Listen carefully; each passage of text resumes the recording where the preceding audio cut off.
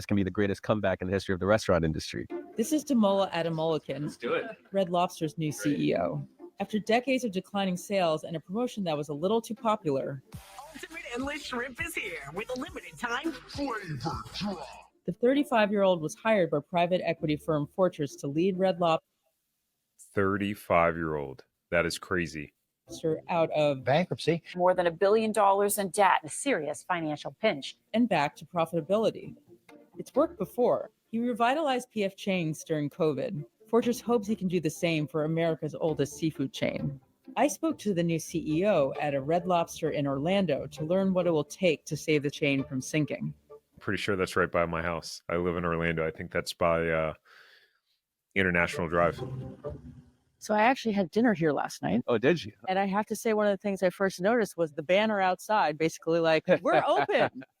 America, we are open. Are you doing that throughout your fleet of restaurants?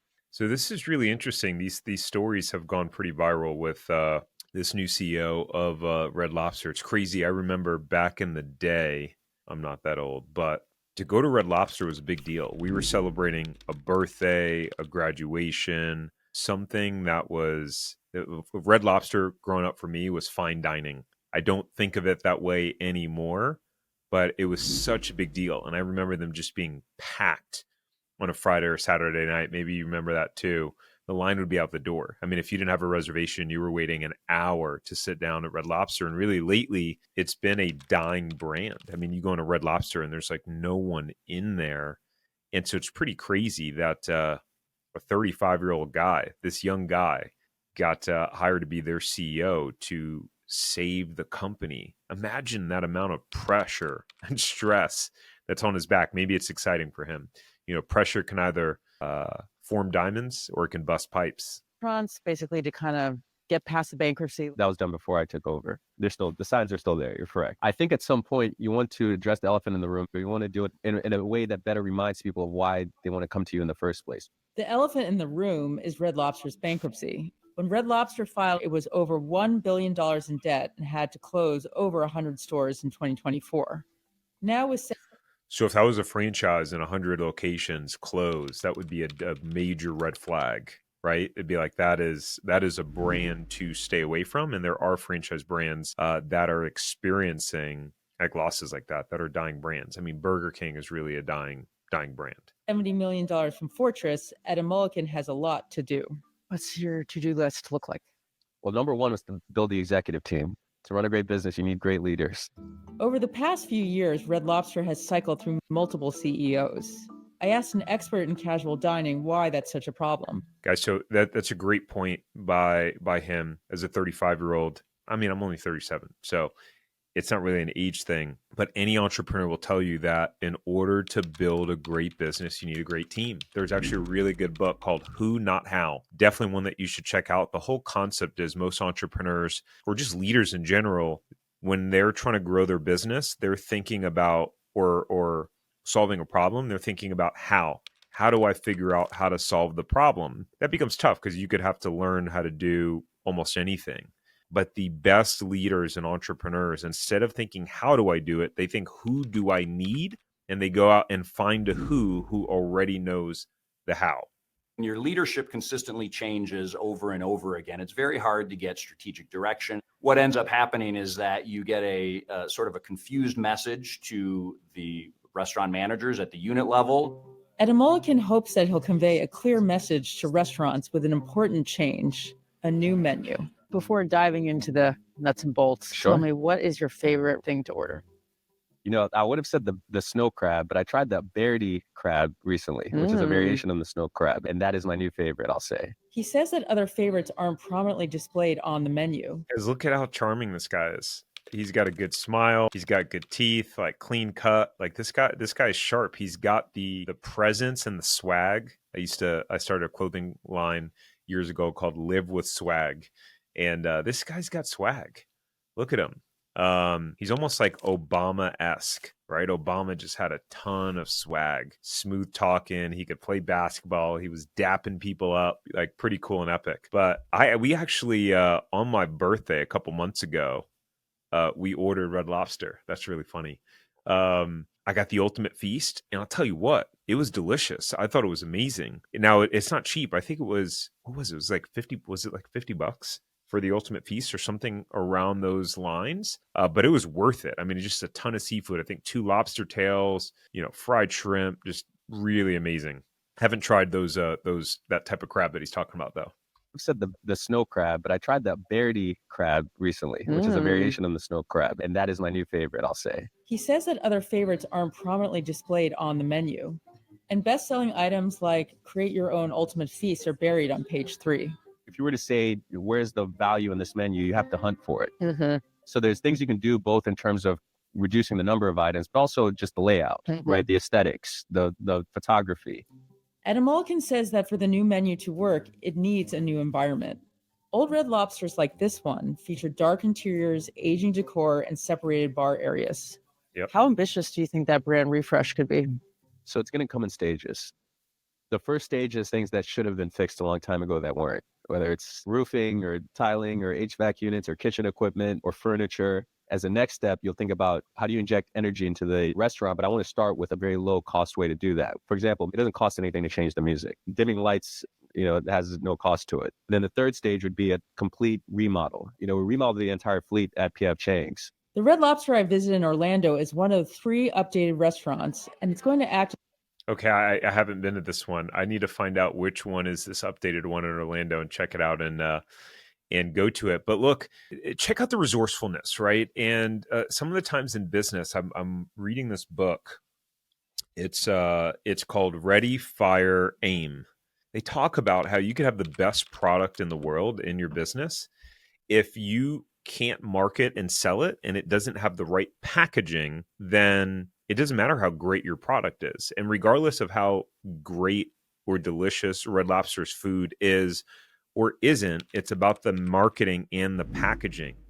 The wrapper to something dramatically can impact the way it sells. That's just a reality of it. So, right, when, like he's talking about with the menu, if people are confused and aren't driven to the right items, it could dramatically impact profitability, upsells, the average ticket.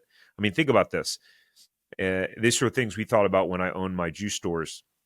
If someone sells, if the average ticket is $10, the average transaction is $10, versus if we could figure out a way to get the average transaction to be $12 by offering upsells, asking them if they want to get the next size up, if they want to add a scoop of protein or, scoop of vitamin C, whatever it is, that is 20% more sales, 20%.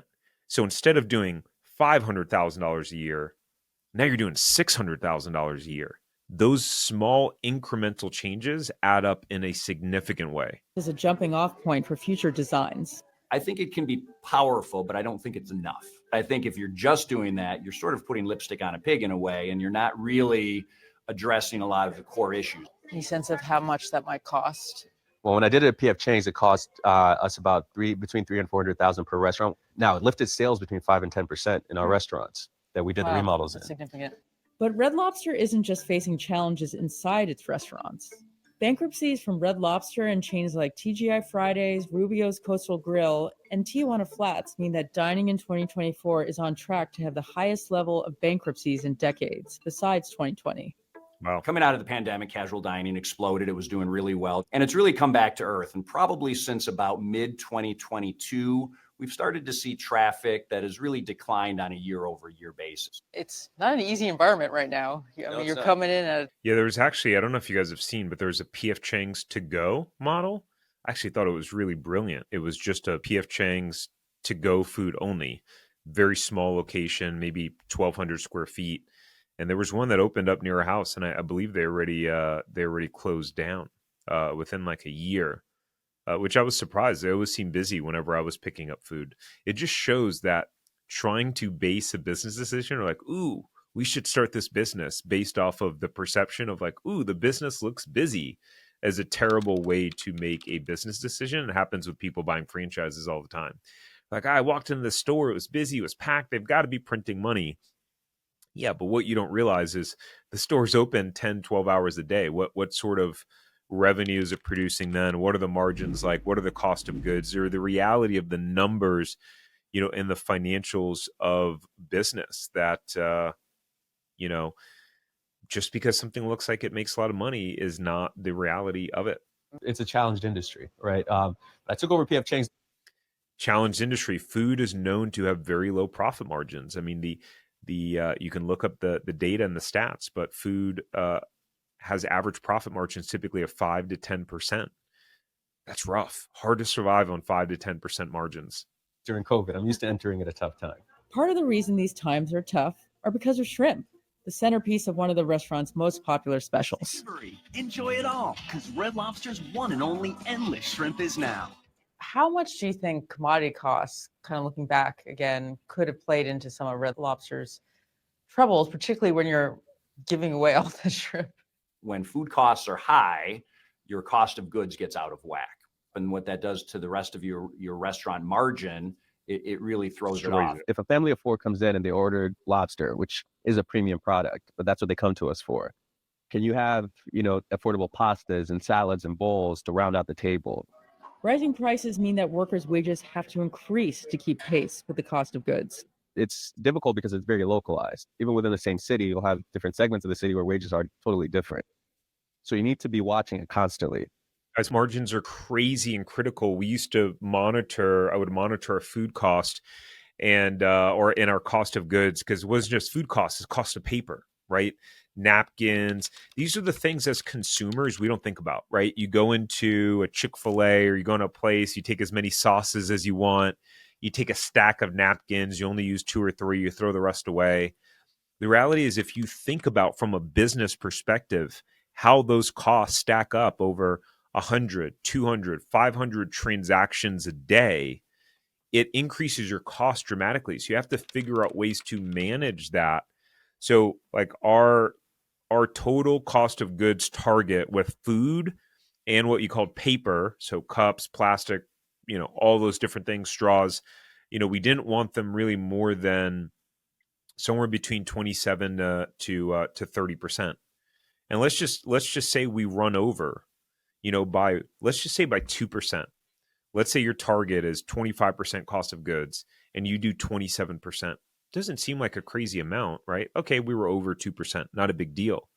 Well, guys, 2% on a $500,000 revenue location, as an example, that's 10 grand. And that's 10 grand straight off the bottom line, straight off your profit. So knowing and understanding your numbers and managing your cost of goods, managing your labor is significant. So our store in California, because I owned at the same time a store in California, a store in Florida. Our store in California, the minimum wage was $13 an hour. Minimum wage at the store in Florida was like $8.50, $9 an hour. And so guess what? The cost of our smoothies and product in California was significantly higher than in Florida. I mean, it's just the reality of it. If you have higher labor cost, there has to be a way for the business to make money. And so people go, as an example, there's this running joke about Five Guys, one of my favorite burger spots, right? It's like, it's so expensive. Well, guess what? They're in, number one, prime real estate areas where the cost of rent is very high. Number two, they use fresh, never frozen beef. They use a more quality beef, and they use real potatoes that they then it takes the labor to then get those potatoes ready to cook. They have to cut them and slice them, and then they have to remove the starch and soak them and then dry them. So there is all that time of labor going into prepping the product, hence why it's so expensive. It's just why, same reason why if you buy just a whole watermelon from the grocery store, it's a lot cheaper than if you buy the packaged pre-cut watermelon. It's not just because of the packaging. Yes, the packaging has a cost, but it's the labor included of the person cutting up the watermelon. You're paying for the labor that's included in that. Didn't have a hostess or a bartender. What was the staffing situation when you got here? Decisions were made that at certain volume levels, there wouldn't be a dedicated host. So as you come in as a guest, you come in and there's no host. That can be a very negative start to your dining experience. He says he wants to change that, which experts say is not easy to do while keeping prices low. The average restaurant worker wage is up 30%. And that's driven those menu prices up, which is, also, just caused a lot of the other inflation that's been happening there. The wage situation, the benefits, all of those things that go into creating a satisfied worker are extremely important as part of the turnaround process. This goes into the whole argument around minimum wage and living wage, and let's just pay everyone $15 an hour.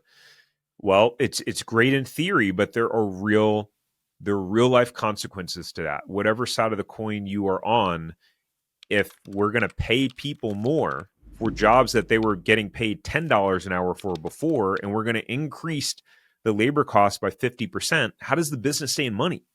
How does the business stay in business and make money? The only way that happens is by raising prices. So everyone's like, why is everything so expensive these days? Well, guess what? Inflation, we were just printing money like crazy. The more you print money, the more you devalue the dollar. And so that's really what inflation is the value of the dollar declining. But the more you increase wages, guess what? The more prices are going to go up. That's just how it works. That's why if you go into like a mom and pop place, or let's say you hire a plumbing company and you hire a mom and pop plumbing company, they could sometimes be like half the price than if you hire one of those big companies that's, really well branded. They're probably got bought by a private equity company, and, they have all the bells and whistles. Their vans are wrapped really nicely. You are paying for that. They have to be able to support that cost. Casual dining, are some of its challenges demographic? I think part of the challenge that casual dining has today is that it needs to figure out ways to be more relevant to the millennial consumer, to the Gen Z consumer. Younger consumers are a lot more accustomed to a counter service, order first, fast casual style environment. I think there's always going to be a place for the connection that you can get between a server and a guest. Okay, I'll get that started for you all. People want that personalized service. They want to sit down, have a great meal in a great environment. This is a brand that's been around 56 years. 98% of Americans know Red Lobster. It's one of the strongest brands in the country. Awareness is great, but if you're an aware non-user, you're still not going to the restaurant. And so the challenge is twofold. It's creating more awareness, but then being effective enough in turning that awareness into a visit. If he can turn awareness into more visits and draw in new, younger customers, Mulligan may successfully turn the page for this 56-year-old chain. That chapter, no pun intended, but that chapter is complete. We're entering a new chapter that's going to be about investment and growth. Yeah, and I think ultimately the reality is that there's a lot of great brands that have come out that have great food, that are more modern, that have quality products, and so now Red Lobster has to compete with that. Some of these brands didn't innovate; they didn't improve things. It's part of why Subway is the dying brand. You had, Jersey Mike's get really popular. You had Jimmy John's. You had Firehouse Subs. You had all these other competitors that came out with, frankly, a better product. Putting more meat in. And so it's going to destroy some of the folks that are not innovating. So anyways, if you like these sort of business breakdowns and you think they're interesting, subscribe to the channel. We got more in the works, and see you on the next one.